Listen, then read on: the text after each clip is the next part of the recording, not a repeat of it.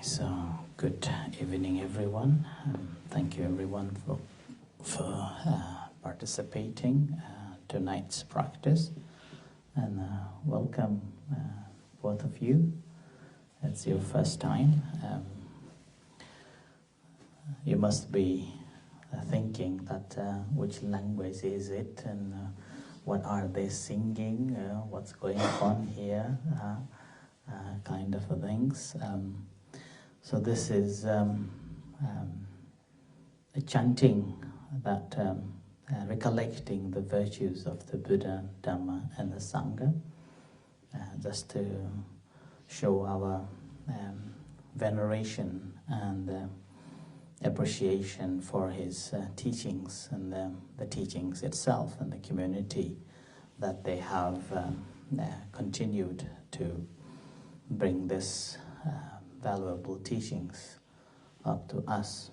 The language that we chant is believed to be the language that is spoken by the Buddha during the time of the Buddha. So that's 2,600 years old language. And most of the Buddha's teachings are preserved in this language, so in particular in this Theravada tradition. So that's the language that we do, chanting, morning and evening chanting, and also other special chantings we normally recite in this language. So the old language, ancient probably. And we just had a Katina ceremony this weekend, just last weekend. The Katina ceremony is an annual event that we normally have it here. It's a tradition that once the monks have spent 3 months during retreat, and then a community come forward to offer one set of a robe to the Venerable Sanghas. And now, in order to organize that, there are so many principles to follow. Once that principle met, then the ceremony can be organized. So that's why this is a very special ceremony. And that ceremony, this Sunday was the very first time that we had it in this building. Initially it was a bit stressful because we never had any experience of what's going to happen, and obviously with the wind and the rain was quite a bit stressful, a bit of a planning. Even a tent blow away. So Saturday, tent blow away, and again on the Sunday morning we put it back again with the new one. And in the meantime,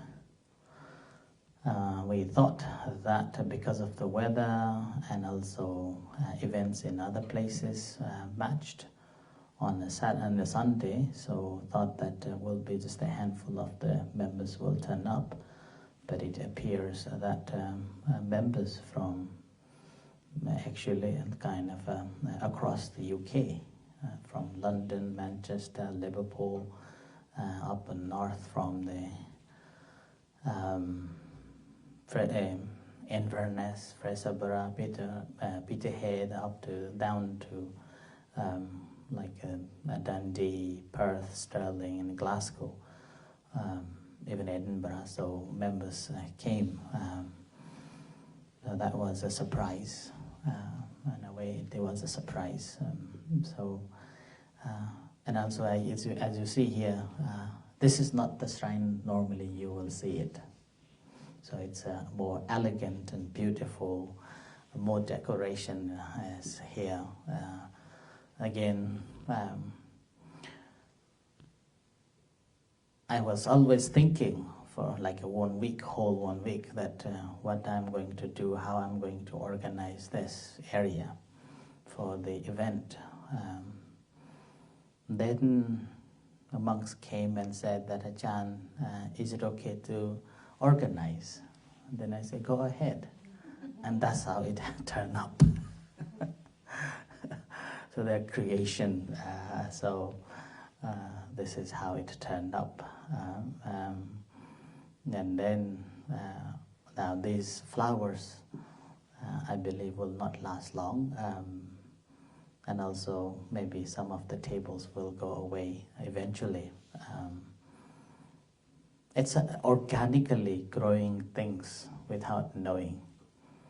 And so many things just come and this happens. And sometimes I don't like it. Okay, you have done it, go ahead. Like that. Oftentimes we have so many plans in our life and we make so many plans, and then that doesn't go as we planned. Like 2 days ago, I have been hearing so many deaths. And then among them, some were very close, and then they were even talking about their plans. I know what they were planning about, and then, these are my plans. If I have done this, I will be free. Then I will come to meditate. After my granddaughter, once she move on to the university, then I will be free, and then I will come to the temple and meditate. Lots of plans, but so they died. We are no different to those people. We also have so many plans as well, right? So many plans that I'm going to do this, I'm going to do that, and then in the meantime, if I have done this, I will be free, and then I will do for myself. Yeah? If I have done this, I will spend all my time for myself, and then I will be so happy, like that. But that doesn't work. When the time comes, then it just finishes there. It's like a breath as well. Every breath we take, from the day one that we were born, we're taking this breath in and a breath out. Breathe in and breathe out. And oftentimes, maybe 99%, we never pay attention to this breath at all. We will be always thinking of something else, chasing after something else.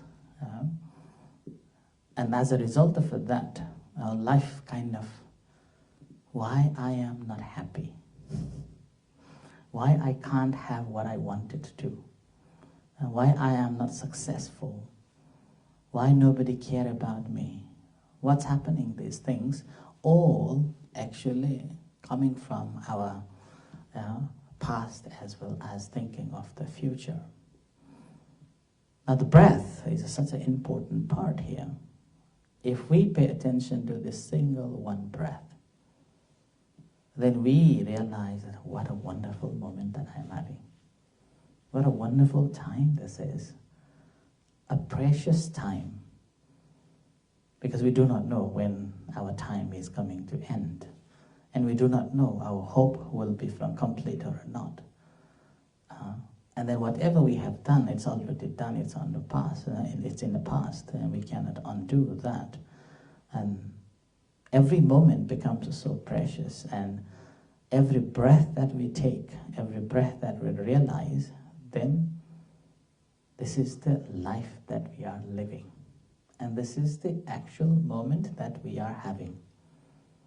So we do not know what's going to happen after, maybe tomorrow. I am not, woke up. And then once upon a time, Chan Sujan was living in the West Hill. You never know. Right? So like that. So that's why before that comes, be a history. Before we become a history, we have to make our own time, precious time. Because we do not know when, we do not know how, and we do not know in which way. It's coming. It's there. And we may have like lots of hopes and lots of plans, but those all things, that's the stops. Once our breath stops, end of the story. But the practice of a mindfulness, that's why it's a wonderful thing that in the middle of a chaos, in the middle of so many plans, we're able to let it be. Okay, this much, that much, okay. Ability to accept and let it be. Ability to keep our mind in a balance, and also meantime having a compassion towards ourselves and in others. Then life becomes much interesting, colorful, and much calmer and happier. So that's why the practice of a mindfulness is something that we don't have to think about, which is far or which is so difficult, or maybe we have to go 100 miles and then only then we find this gym. No, it's just here and now. It's every breath, breathing in, breathing out. But the challenge is it's very difficult to keep it mindful of this breath, breathing in, breathing out. It's very, very challenging. And that's simply because from the early age we have been brought up with the conditioning of different things. We were given many hopes and many expectations. So with that our mind become conditioned with that, and then it's difficult to be with the breath. In a way, the practice of a mindfulness meditation is undoing that everything, and it's very difficult. Now that's what we are doing. A difficult task. Sounds simple, but a difficult task. But once we have worked step by step and walking on the path, and every step, as it says, every step taking to the destiny. So in the practice too, every breath that we try to be mindful of it, it is leading towards the attainment of a peace, calm, and a happiness and peaceful state of our own life. So with this, let's practice meditation.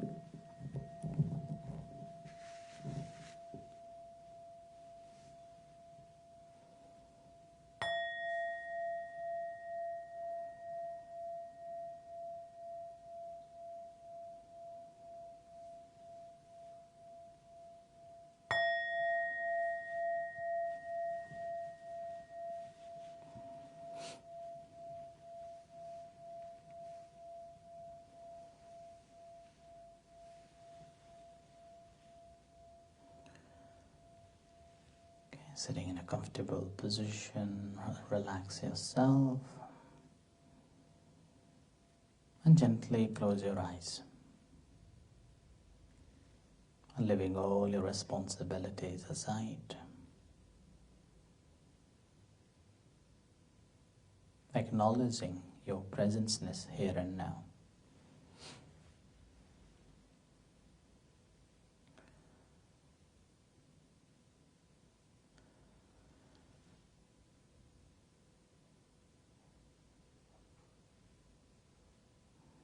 Acknowledging that you are sitting in this room, on this cushion or on a chair. Nothing to worry, nowhere to go.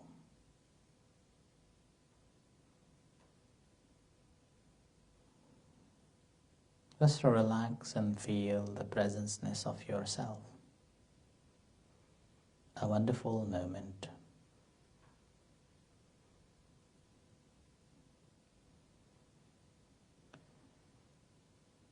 Connecting yourself with this body. Feel the body.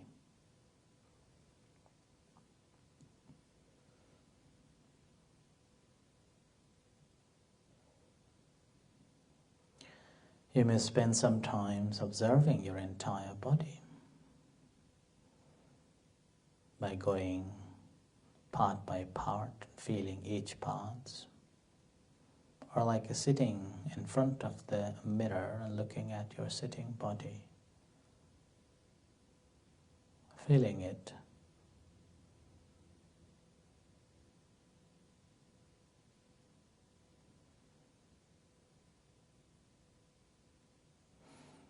And calmly observing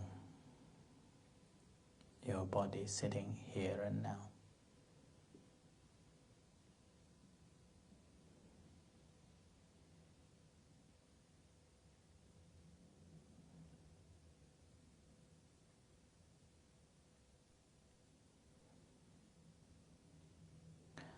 And we will be able to feel this body as the breath comes in and goes out. Without the movement of the breath coming in and going out, mind will not be able to observe the sitting body. Otherwise, mind will be in the past memories or worrying about the future. Whereas the breath that we are feeling in our body is taking place here and now, in the present moment.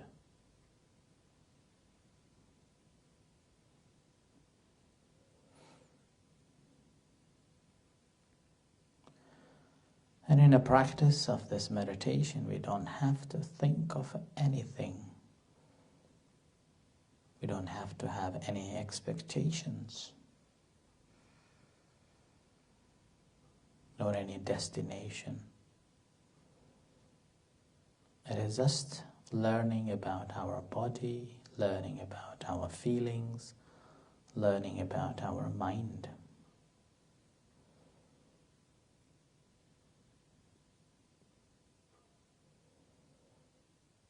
And this way we are able to recognize and release ourselves from any troubles that we are going through.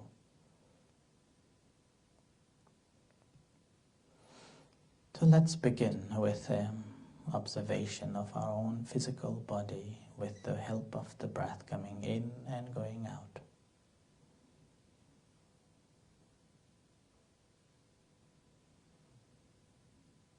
So spend some time observing this breath coming in, going out, and feeling it, rather than thinking about this breath.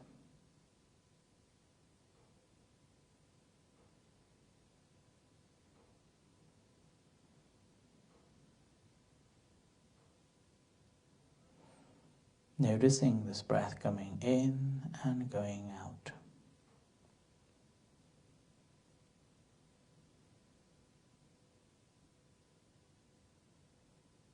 Where do you feel this breath in your body?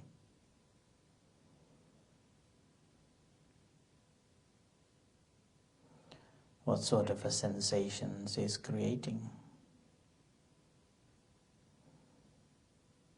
Or is being created as the breath coming in and going out?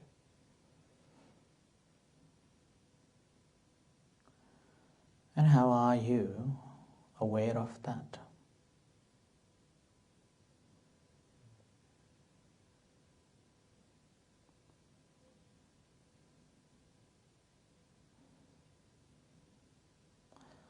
We don't need to conceptualize it into this or that.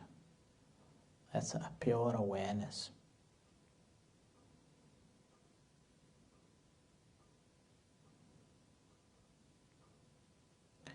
So breath coming in, and I feel this sensation at this place, and this is how I am thinking. As breathe out, similar like that. Now breathe out.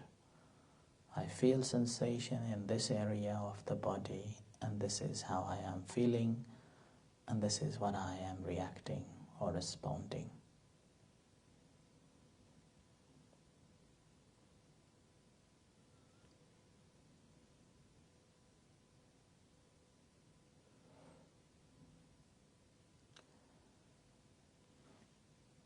So we are mindful of the breath and related to this breath, the process of the breath, and wisely investigating on that incoming breath, outgoing breath, the sensations, the mind, and how we are thinking about it.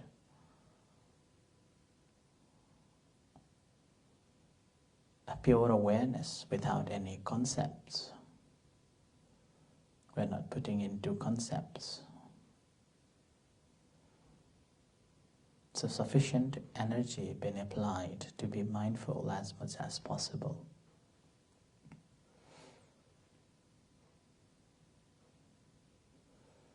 Calm and a peace.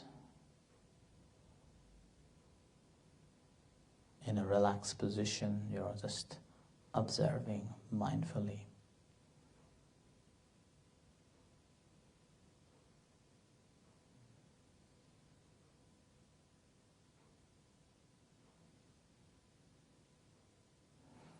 As the mind settled and the body feels calm and you yourself feel peaceful,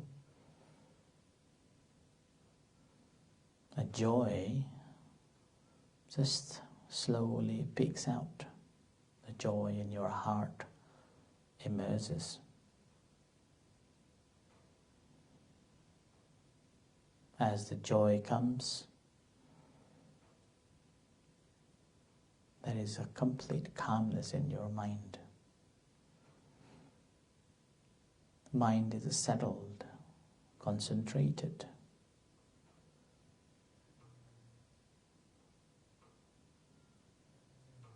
Mind is in a complete balance, not swayed by any sensations, not swayed by any concept, any thoughts, nothing, just pure awareness.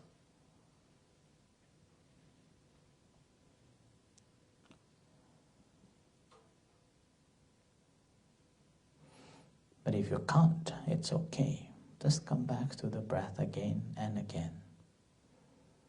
Distraction comes, it's okay. Whenever you realize that mind is distracted, recognize that distraction and gently bring it back to the breath.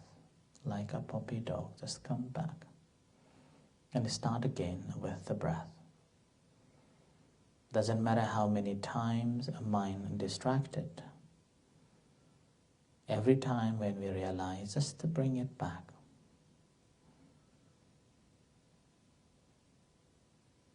And aware of this breath, feeling this breath. And that's how we will be training our mind. A clarity improves. Purity comes. So with this, let's continue practicing for some times until you hear the gong.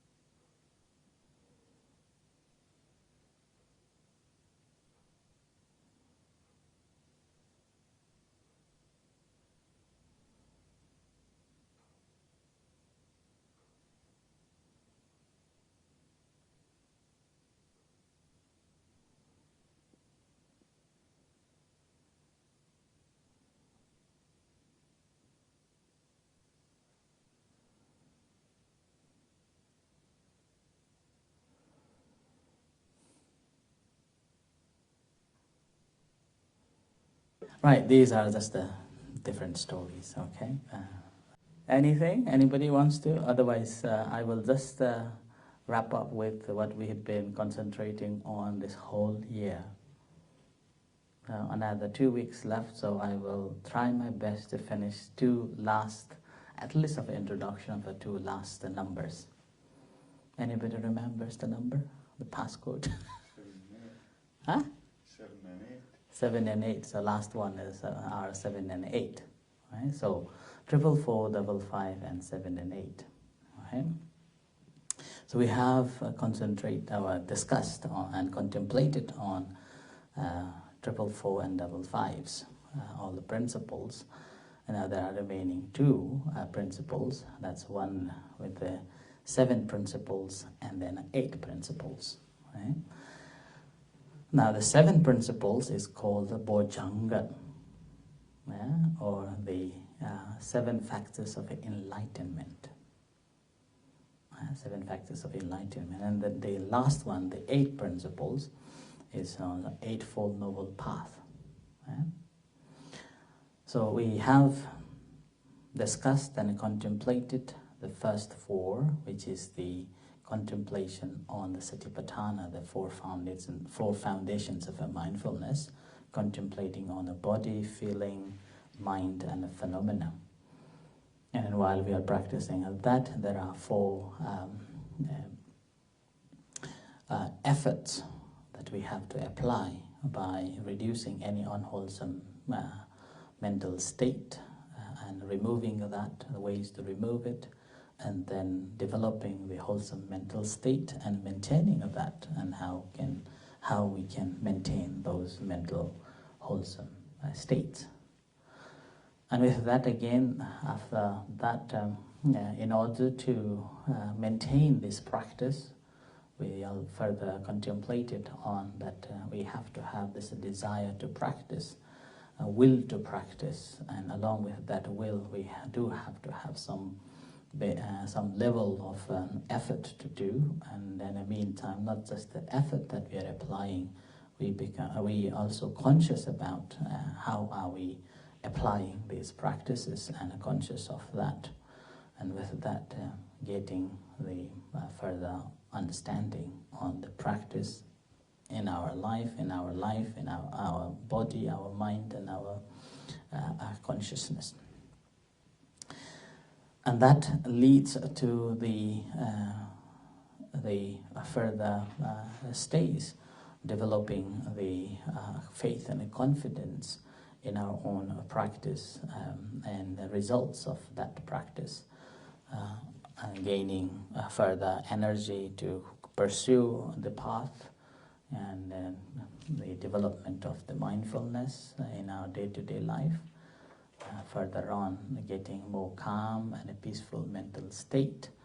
And furthering on that, expanding our understanding from the basic to the more detailed stages. So now from that, so the 7 the factors of enlightenment is something that arises even one single mindfulness if we are more careful on the practice. So the first one is mindfulness itself. And the second one is ability to investigate, which actually before the meditation reflection, I did touch on that 7 factors of enlightenment, just to give you a tester. So the second one is investigation, so properly investigating on the phenomena that we are observing. And in order to observe that phenomena, we do have to have this constant, persistently paying attention to the phenomena that arises. And when we are observing that, mind automatically just settles in a relaxed position. So with that settling mind, there arises the joy. So the mind, we feel that joy, from bottom of our heart. So it just emerges. And with that joy, when we are observing that joy, And feeling that joy actually calms the mind and gaining the peaceful mental state. And that also leads to the concentrated mental state. And with that the concentrated mental state, we are not in a drowsy, or we are not in a state of restlessness, but pure awareness is there, and then clarity is there. So with that, doesn't matter what phenomena arises, doesn't matter what experiences that we are observing, we're able to keep it balanced. The mind is stable and in a balanced state.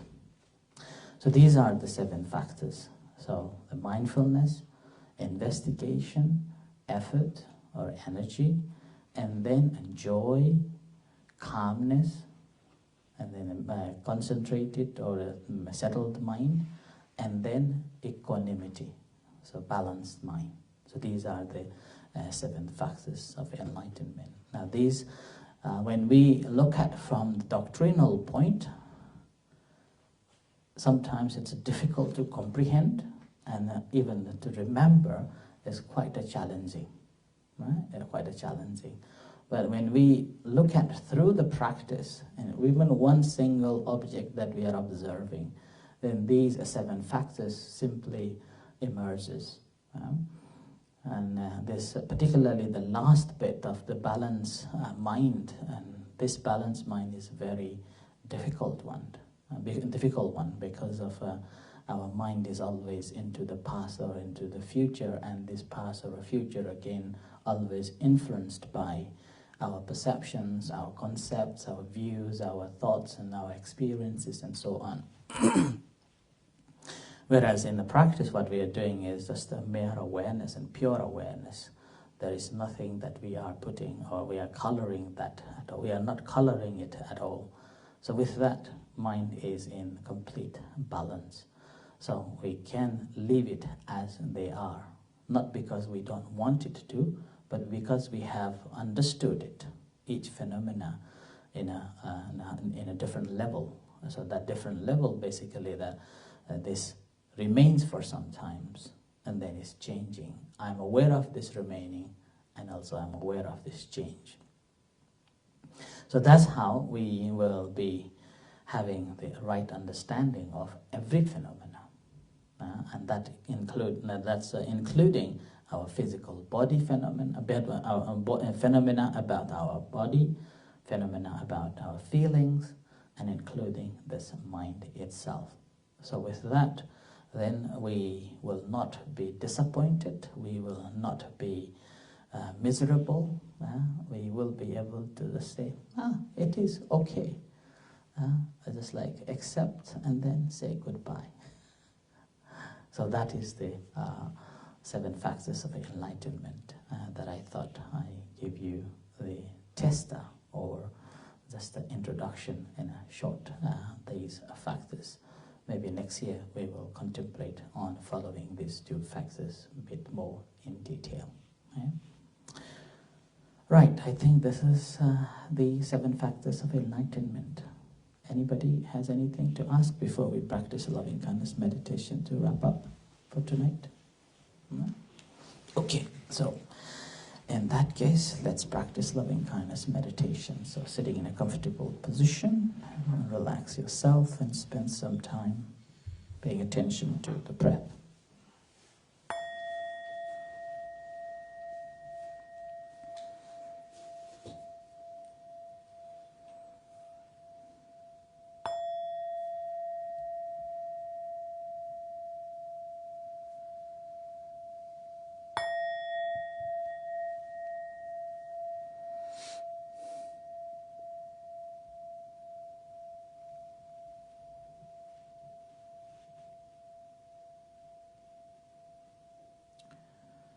So sitting in a comfortable position and relax yourself.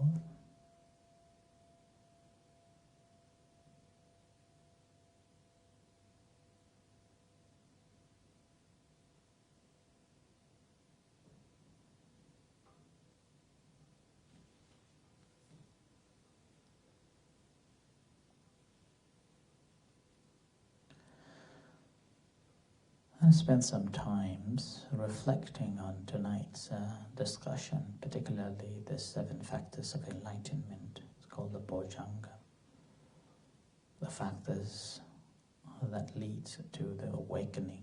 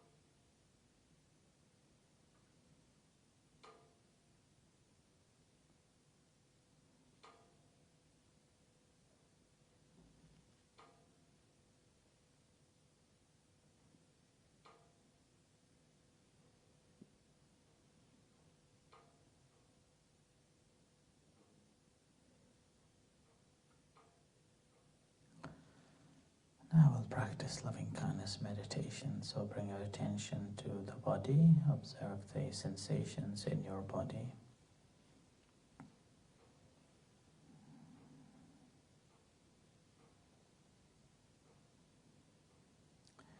And to your hands. Feel the sensations in your hands.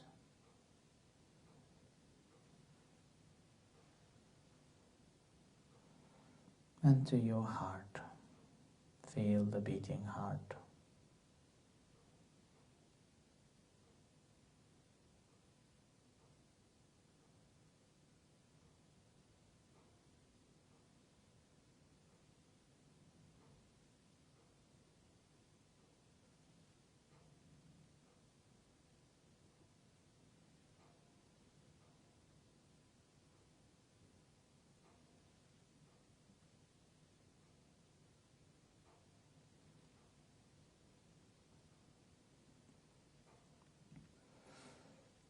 And feel the connection with your heart. And as you feel the connection with your heart, generating loving kindness and compassion to yourself.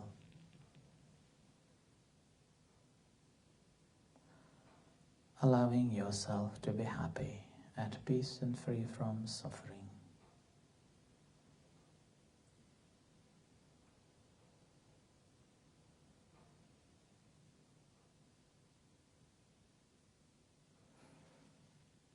Or mentally, you may recite to yourself, I am well, I am happy, I am at peace.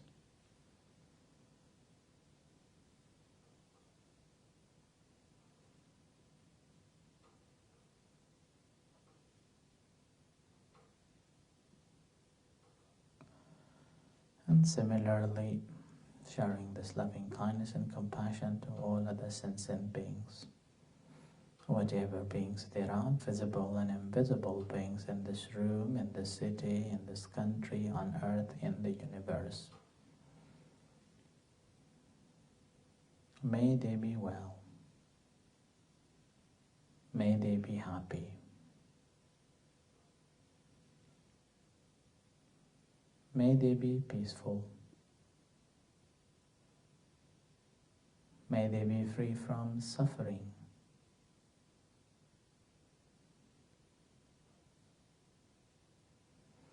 May they be liberated.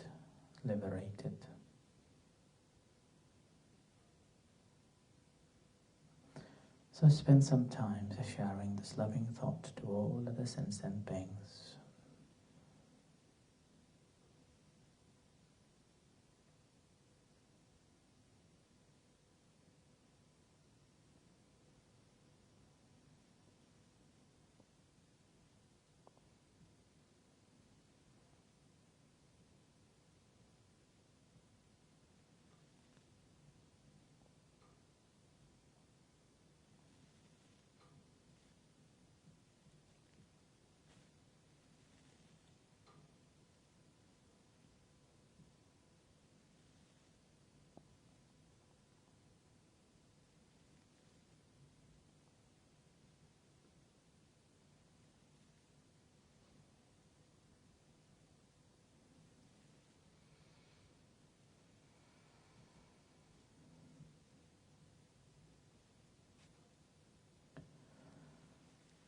May all beings be liberated, liberated. So bring your attention back to your hands. Feel the sensations in your hand.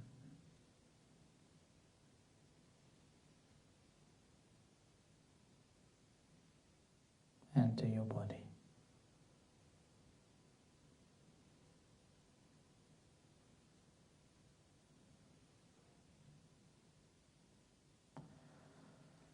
And to your eyes. Feel the sensations in your eyes. And creating intention to open your eyes and come out from the practice as you hear the gong. And reflect for a few moments.